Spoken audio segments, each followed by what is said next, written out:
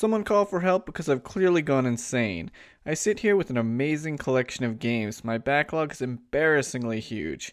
I could finally play Majora's Mask. I could replay Panzer Dragoon Saga or Jet Set Radio Future. But last week, that's not what I did. Instead, I beat Resident Evil 2 for the Tiger Gamecom. I'm a huge Resident Evil fan. Well, I was. From Resident Evil 4 on, the series has turned into something that doesn't really appeal to me. Because of that, I find myself replaying those early games. A lot. Like Shenmue, Resident Evil is an annual game for me. It's without a doubt one of my top 10 favorites, but sometimes you want to play something new. And so I did. I played and finished Resident Evil 2 for the Gamecom. And you know what? You can definitely do worse. Resident Evil 2 is another example of Tiger's strategy to break into the handheld market on the backs of familiar and highly praised franchises, regardless of the quality of their particular version. But a funny thing happened when Tiger set out to cash in on the Resident Evil franchise. They accidentally made a half-decent game. Now don't get me wrong, this thing has flaws, big, giant, glaring flaws, but it's also highly ambitious and a surprisingly faithful handheld RE2. The first thing I'll say is this is the kind of game that Gamecom was made for.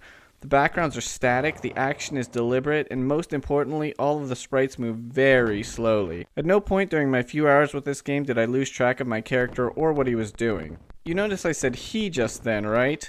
Well, sorry Claire Redfield fans. RE2 on the Gamecom only features Leon's storyline, and there's really very little story to be found here. I've played through RE2 probably 4 or 5 times, so I'm very familiar with the initial run through Raccoon City, the police station, and the other locations in the game. Well, on the Gamecom you do visit all of those familiar places, but literally all of the cutscenes have been left out of this game. If this was your first experience with Resident Evil 2, first of all, I'm so sorry, but secondly, you'd be completely lost. Why am I here? Why should I move this statue? And why are all the puppies in this town so mean? Consequently, this game feels sort of like a walking tour of Resident Evil 2.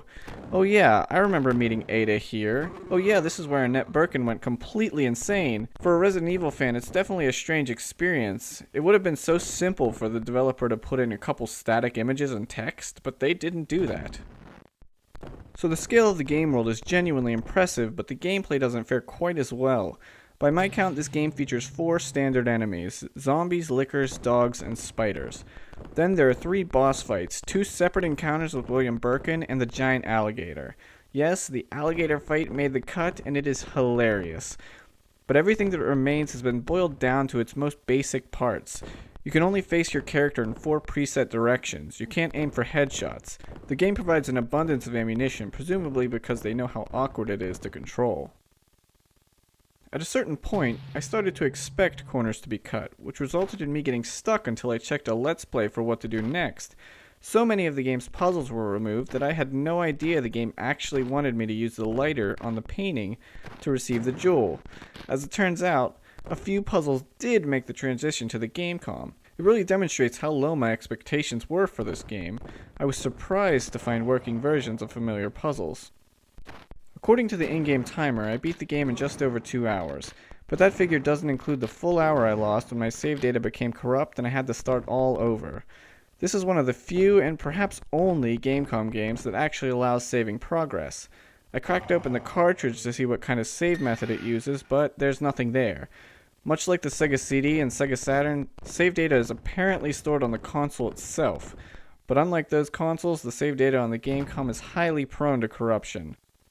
I must admit I experienced a lot of suspense while playing Resident Evil 2 for the Gamecom, but it didn't come from what lurked down the next corridor. It came from an intense fear that I'd have to start this game over. Again. The scariest moment of all was swapping out my dying batteries when I was about 75% through the game. Thankfully, the save survived. Even if this game were released on a more capable handheld, I still think people would admit that, if nothing else, it was an ambitious attempt to create a portable Resident Evil 2. The game world is huge and the graphics are actually pretty good. There's literally no music to speak of, but considering what music usually sounds like on the Gamecom, I think that was a wise decision. Sure, this game essentially boils down to a walking simulator where you occasionally stop and shoot a zombie or two, but hey, if you look at it that way, this game was a pioneer. Eat your heart out, dear Esther. Or maybe I should say brains. Thanks for watching my review of Resident Evil 2 for the Tiger Gamecom. Be sure to like and subscribe and look forward to more Gamecom reviews in the future.